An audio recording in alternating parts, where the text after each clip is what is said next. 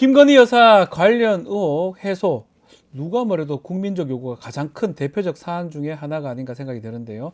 김 여사 둘러싼 의혹 해소, 이 국민적 요구에 부응하기 위해서 불철주야 뛰시는 분입니다.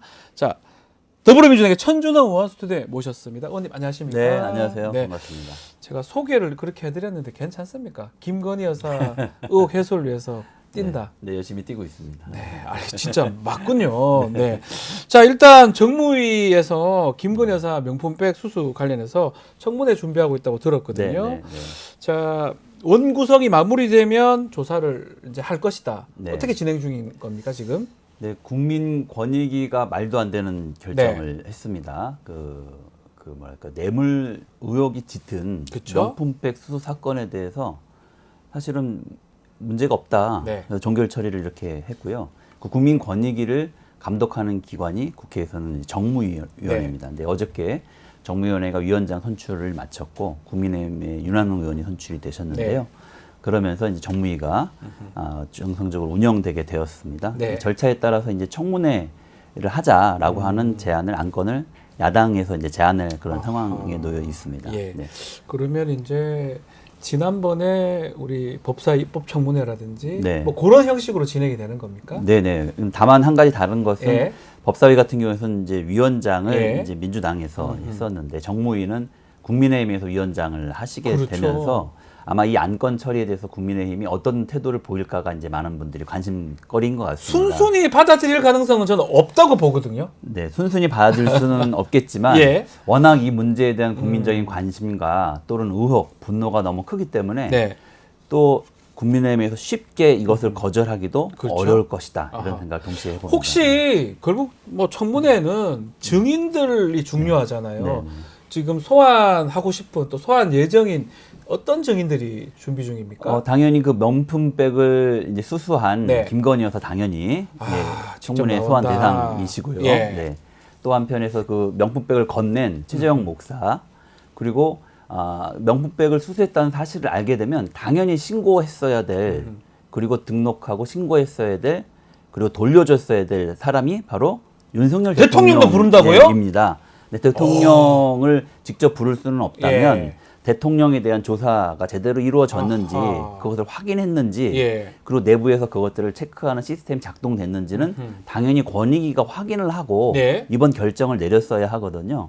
근데 그런 결정이 이루어졌는지를 권익위를 통해서 확인하는 방법이 있습니다. 아하, 그래서 권익위 위원장 그런 결정에 참여한 부위원장, 위원들 관계 공무원들을 다시 확인을 해야 되고요. 네. 또 하나는 권익위가 이번에 면죄부를 발행했던 근거 중에 하나가 이 명품백 수수가 직무 연관성이 없다라고 하는 논리로 이렇게 얘기를 했는데 맞습니다. 그럼 100번 양보해서 직무 연관성이 있는지 없는지는 조사했는지를 최소한 그 조사는 했는지 안 했는지 네, 확인해야 되거든요. 되고요. 지금 알려진 바로는 그런 예, 조사조차 안 한 없이 거죠. 예. 법리 검토만으로 면죄부를 발행했다라는 이야기거든요. 그 사람들 다 법조인들 아닙니까? 네, 그러니까 마음의 준비를 하고 이제 짜고 친 아.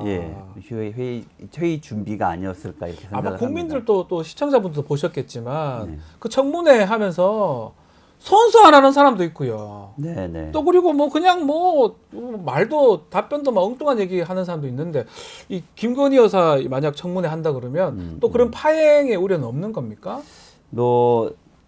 예상이 됩니다. 일단은 예. 출석 자체를 이제 거부할 가능성이 그렇죠. 있습니다. 그럼 저희가 이제 동행명령장을 갖고 만약에 김건희 여사가 출석을 거부한다면 와.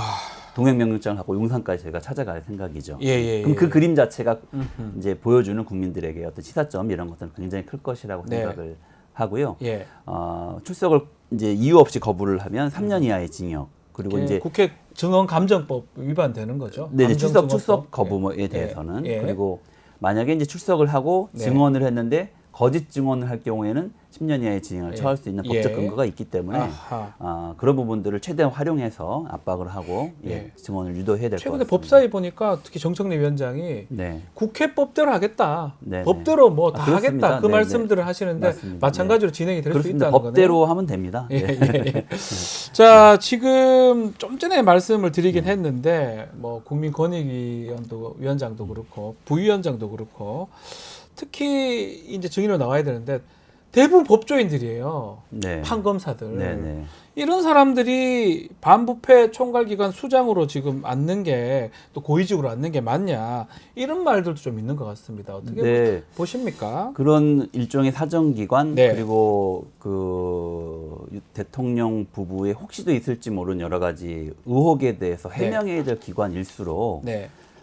그런 분들이 많이 이제 배치가 됐고 사실상 대통령 부부에 대한 방탄을 위한 창가 방패로서의 역할로 그 위상을 좀 이 변질되고 있는 게 아닌가 이런 네. 좀 의혹이 드는데요. 대표적으로 국민권익위원회 위원장 같은 경우도 대통령의 이제 대학 동기가 이제 임명이 되었고 법조인이 문제가 아니고 네. 친구나 동기가 문제라는 네, 거죠. 그러면서 이제 법조인 법조인이니까. 분들을 찾아서 원래 또 공부했던 법조인들끼리 친하니까 네, 자기 네. 친구 쓰는 거잖아요. 그리고도 이번에도 네. 종결 처리한 내용을 보면 네. 법조항을 교묘하게 악용해서 맞습니다. 사실은 그런 기술을 발휘할 수 있는 네. 능력이 있는 분들 부위원장도 마찬가지로 법조인 주로 출신이고요. 이제 했겠죠. 네. 검찰 출신이기도 하시고 부위원장 네. 같은 경우에는 또 대선 캠프에 같이 역할을 했었던 그렇죠. 분이었는데 그런 분들이 이렇게 포진하고 있으면 대통령 부부의 어떤 의혹을 국민들이 제기한다 하더라도 제대로 이제 논의가 진행되고 조사가 진행되기가 어렵겠죠. 네. 자, 하여튼 뭐 그런 측면에서 보면 뭐 저도 법률을 이제 변호사 일을 하고 네. 있지만 법조인이라서 문제가 아닙니다. 친구를 쓰거나 아는 사람 쓰거나 봐주기 위해서 하면 이 부패, 반부패 하려는 그런 기관인데 네, 그런 네. 사람이 있으면 네. 있을수록 안 되는 거잖아요. 그렇습니다. 정반대 사람이 네, 가야 네. 되는데. 오히려 그런 데일수록 최고 고위 공직자 대통령과 그러니까요. 직접적인 관계가 없는 분, 이해관계가 없는 그래야 분 이런 될 거예요. 분들을 상식적으로. 찾아서 배치를 해야만 되는 예, 거죠. 네. 예, 상식적으로 알겠습니다. 당 차원에서 이 권익 인사 재편 이 필요성 공론화될 수도 있는 겁니까? 이제 국회가 정상화 이제 돼서 네. 이 정무위원회가 열리고 하면 이제 청문회라는 걸 통해서 그 사실관계를 이제 규명하고 확인하는 과정이 일단 있어야 될 것 같습니다. 네. 물론 지금 공수처라든지 수사기관에서 검찰에서 이제 하고 있다고 하는데 그런 내용들은 좀 알려지고 있지 않은 상태이니까 네. 국회가 먼저 그런 부분들에 대해서 질문을 하고 이제 추궁을 하고 또 그래서 어떤 이 상황에 대한 유책 사유를 발견하게 된다면 그에 대한 책임을 저희가 물어야 되겠죠. 네. 그런 걸 통해서 이제 개편하자고 하는 요구들을 강력하게 추진해 나갈 생각입니다. 자, 그리고 어제 복지인가요? 의료 대란 관련된 질문들이 있는 청문회가 있었는데, 야, 이 좀 길을 좀 의심해 했는데요.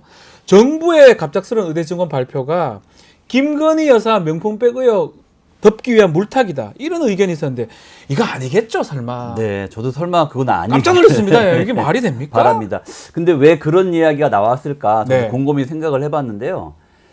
윤석열 정부 들어서서 예. 뭔가 석연치 않은 일들이 많이 벌어지면 항상 그 배후에는 김건희 여사의 흔적이 발견이 되는 경우들이 아하, 많았습니다. 그렇습니다. 또는 천공의 흔적이 예, 예. 발견되는 경우가 많았기 어쨌든 때문에 이천공 뭐 얘기했잖아요. 이번에도 갑자기 왜 2,000명이나 달하는 의대 증원 그 숫자를 꼭 하필 또 왜 2,000명이었을까? 네네네. 그 많은 숫자를 왜 했을까라고 하는 의혹이 사실은 의료 개혁에 찬성하는 사람들 안에서도 궁금증이 많이 있었거든요. 네. 그래서 청문회를 통해서 그게 밝혀지길 바랐는데 그런 부분들에 대한 명쾌한 답을 얻지 못했기 때문에 아무래도 네. 그런 의혹들이 더 커지고 있는 상황이지 않나 이런 생각을 합니다. 지금 말씀처럼 정무위원장이 국민의힘 윤한홍 의원입니다. 자, 뭐 다른 운영이나 뭐 법사위, 과방위는 이제 민주당이 이제 상임위원장 하고 있기 때문에 잘 진행이 됐었던 것 같은데, 네. 야, 청문회 제동이 걸리지 않을까 이런 말은 뭐 댓글도 그렇고 우려가 있는 것 같아요. 그렇습니다. 일단 그 과정이 순탄치는 않을 네. 것으로 보여집니다. 하지만 왜 권익위가 그런 엉뚱한 말도 안 되는 종결 결정을 내렸는지에 대해서는 국민들의 의혹이 너무 크고 그러니까요. 사실은 그 과정에 보면 그 권익위원들 중에서 상당수가 13명 가까운 분들이 그 국민의힘 또 현 정부에 추천하신 분들이거든요. 네. 근데 그 중에서도 상당수의 분들이 사실은 이번에 종결 처리는 서면 마땅치 않고 거부하시고 네. 사퇴한 분도 계시고. 네네네. 그건 민주당이 추천하셨던 예, 분인데 예. 그분 빼고더라도 예. 상당수의 분들이 그렇게 이거 종결 처리하면 안 되고 예. 송부하거나 예를 들면 이제 그 보내야 된다. 그럼 수사를 위해서 이렇게 이제 의견을 가셨던 걸 보면 예. 사실은 국민의힘 의원들 안에서도 상식적으로 이건 정말 말이 안 된다. 라고 생각하시는 분들이 전 나오지 않을까 이제 기대를 좀 하고요. 예. 또 그렇게 만들 수 있도록 저희가 압력을 행사해야 한다고 보고 그럼에도 불구하고 국민의힘이 이 건에 대해서 만약에 청문회 개최 자체를 막으려고 하고 예. 뭐 이렇게 한다면 국민적인 비난을 피할 수 없을 것이고 이 국민의힘이 아직도 정신 못 차리고 있다고 하는 걸 다시 한번 보여주는 사례가 되지 않을까. 네. 그럴 경우에 저희는 어떻게 할 것인가에 대한 아하. 특단 대책은 또 고민을 좀 하고 있습니다. 저는 개인적인 질문을 좀 드리고 싶은 게 네. 이렇게 흘러갈 걸 몰랐을까요? 저는 그 결정 딱 보면서 이거 더 논란될 건데 차라리 그렇게 결정하면 국민들이 무슨 죄송한 얘기지만 그냥 넘어갈 일이 없는 거죠. 오히려 이게 청문회를 자극하고 그렇습니다. 정무위가 작동되는 네. 그런 오히려 효과가 이제 같거든요. 국민들의 관심을 더 증폭시켰다는 폭발시키는 느낌이 들어요. 권위가 이제 그런 역할을 해준 거거든요. 그러니까요. 그리고 또 한편에서는 정말 특검이 필요하구나. 그러니까요. 이런 당위성을 다시 한번 설명해 준 그 그런 머리를 좀 과정인데 쓸 것 같으면 적절하게 이렇게 넘어가게 돼야 되는데 못 이게 넘어가게 만드는 제가 보기엔 거니까. 결정 자체가 합리적이지 않지 않습니까? 예. 근데 그렇기 때문에 이 프로세스 과정 자체가 합리적 결정에 의해서라기보다는 어떤 외부의 압력 또는 이제 뭐 제안에 의해서 됐을 가능성을 배제할 수 없다고 네. 봅니다. 왜냐하면 통상적으로 회의가 있는 시점에 일주일 전에 안건을 보낸다고 합니다. 그렇죠. 근데 이번에 정기 회의가 있었던 6월 12일인가요?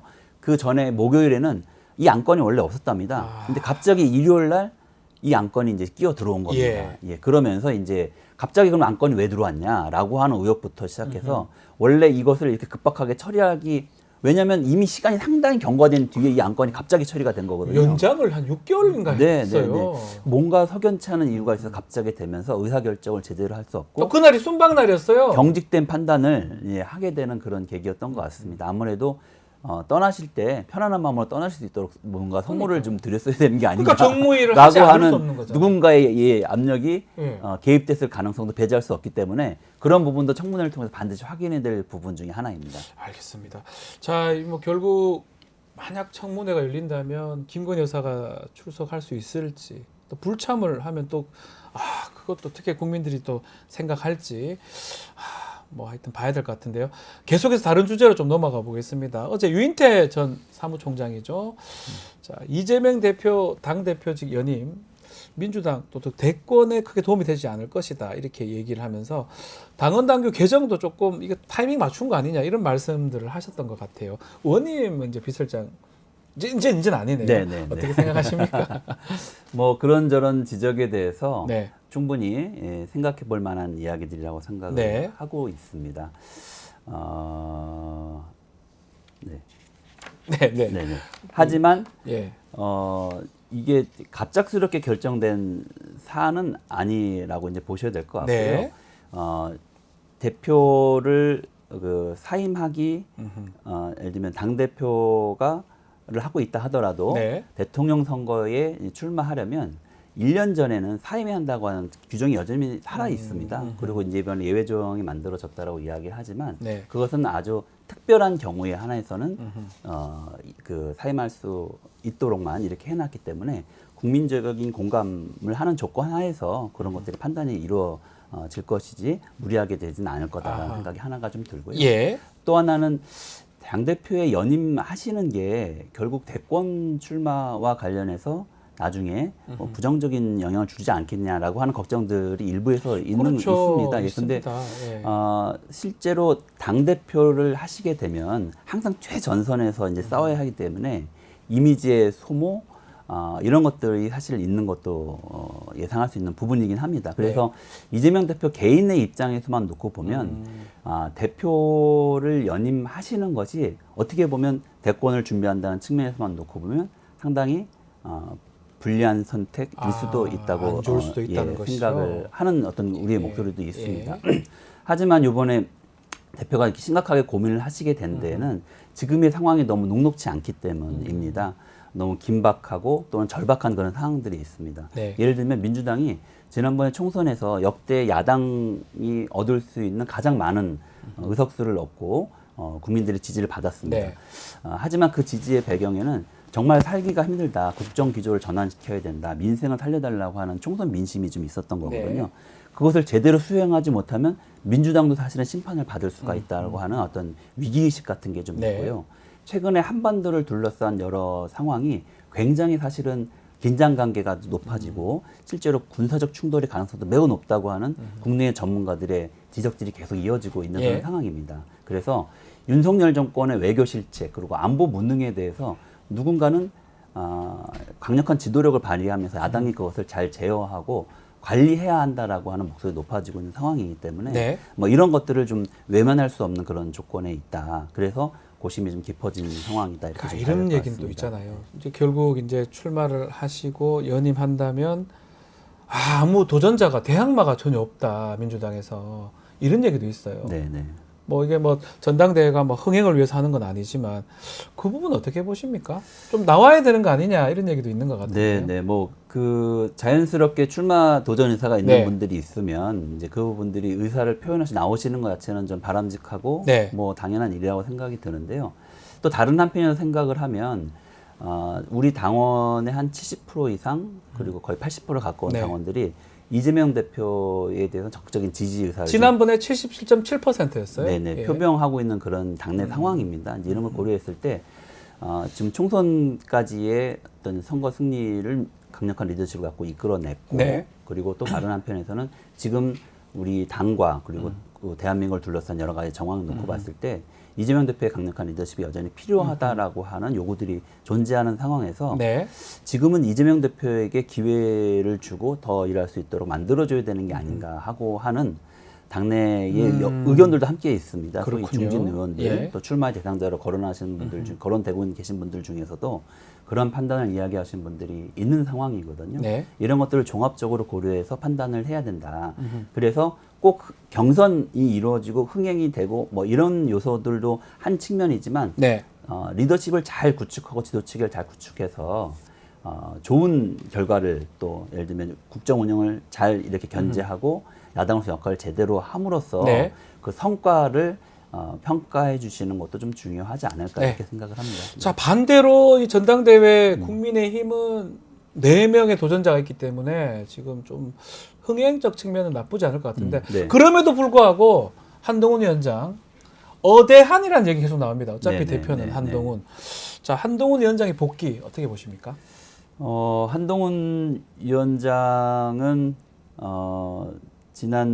저는 정치인으로서 보통은 정치인들이 자기 이야기를 많이 이렇게 해야 되는데요. 그렇죠. 지난 정치 과정에서 보면 예. 한동훈 위원장은 주로 야당 대표에 대한 이야기를 많이 해왔던 분인 것 같습니다. 2조 심판론이었잖아요. 네네.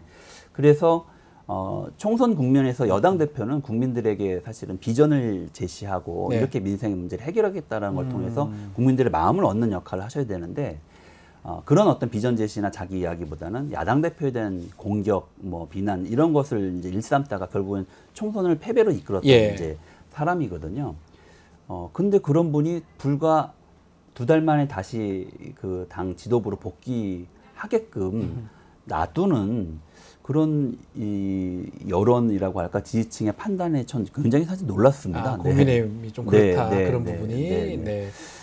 하여간 이번에 어쨌든 새롭게 예. 도전하시게 됐는데 이전과는 다른 모습으로 정치에 임하는 것들도 보여줘야 되지 않을까 이런 생각이 들고요.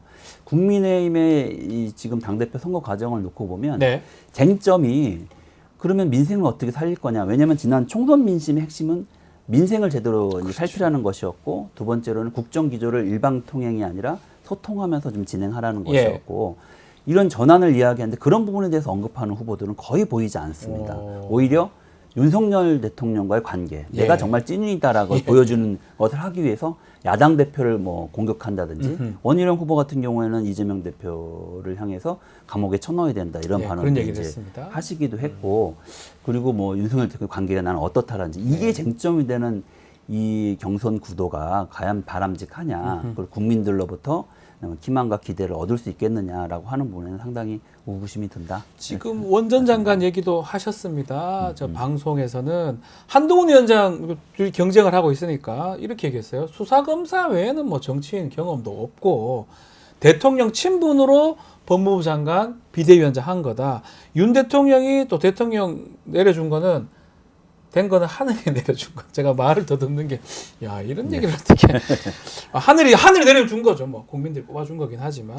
이런 얘기 등등 얘기를 했습니다. 네. 그러니까 대통령하고 자기 가깝다. 한동훈은 멀다. 뭐 이런 얘기 하려고 한 것 같아요. 네, 네. 어떻게 보셨습니까? 그러니까 저는 네. 그 원희룡 뭐 후보도 상당히 전략을 전 잘못 세우고 있는 게 네. 윤석열 정권이 결국 심판받은 이유가 민생외면 그리고 야당 대표 죽이기의 국정 기조를 올인하면서 거기에 네. 대한 심판을 이제 받은 것인데 본인이 또다시 그 민생에 대한 이야기보다는 야당 대표 죽이기에 앞장서고 있고 그렇게 하겠다라고 뭐 선언을 하고 있는 그런 형국이거든요. 네.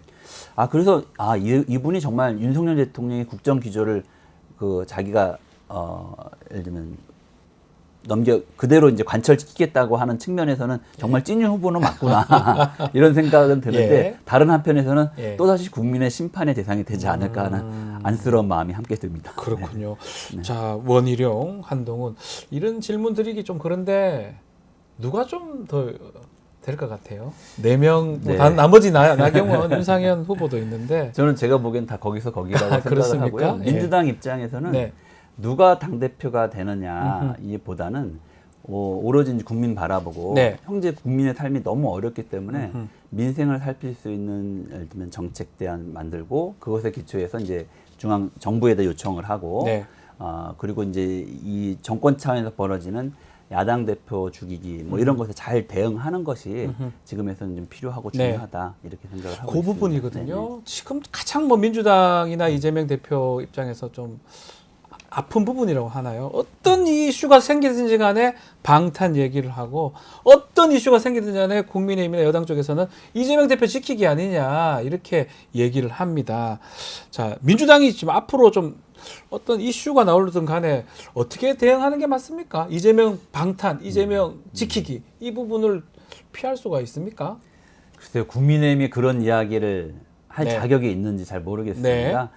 네. 이 정부가 출범하고 나서 사상 초유의 일들이 많이 벌어졌는데요. 네. 야당 당사에 대한 압수수색 진행됐고 최초로 대선 때의 선거법 위반이라는 것을 이유로 해서 야당 대표에 대한 소환장이 발부가 되어서 검찰에 직접 출석하는 일들이 이제 벌어졌고요. 예. 그 뒤에 체포동의안이 2번이나 국회에 왔고 영장 지지심사를 직접 받기도 맞습니다. 했고 그리고 그 사이에 5번의 기소가 있었고 결국 4번의 재판이 만들어진 이런 상황까지 이제 오게 된 것이거든요.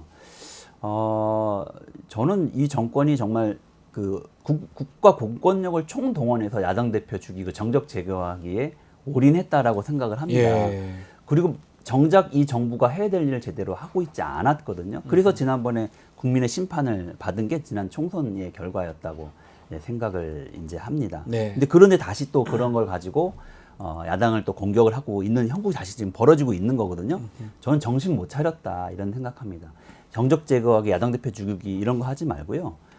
사실은 민생에 대한 걸 갖고 정책 경쟁해야 한다고 생각합니다. 네. 정부 여당의 태도 정말 변화가 되지 안 그러면 심각하다 이렇게 생각합니다. 이재명 대표 조금만 더 얘기해 보면 지금 재판 엄청 많습니다. 네, 네. 거기에다가 증인들이 엄청 많이 채택돼 있고 증인 신문들이 하면 모르시는 분 모르겠지만 그 증인 신문 과정에서 기소된 피고인은 항상 그 자리에 있어야 됩니다. 네. 그래서 어떤 경우는 뭐 하루 종일 그거 사실 관계없는 크게 필요 없는 자리에도 이 형사 절차상 있어야 될 상황인데 그러다 보니까 재판 일정만 봤을 때 이재명 대표가 대표직을 원활하게 수행할 수 있느냐 아니면 한다 하더라도 너무 고된 거 아니냐 이런 얘기들도 있거든요. 이거 그냥 정치하지 말라는 얘기 아니냐라는 얘기가 나오는데 의원님 이제 비서실장 네. 하셨으니까 네. 그 부분 그 얘기 어떻게 보십니까? 이재명 대표가 실제로 총선을 준비하는 과정에서도 네. 법원에 출석해서 재판에 임했고 아, 그리고 일주일에 평균 2회, 많을 때는 3회 정도 재판에 출석하는 일정. 3회 5일 중에 3회를 간다는 거예요? 네, 네. 그 재판을 한번 출석하는 그냥 갔다 오기만 하면 되는 게 아니라 네.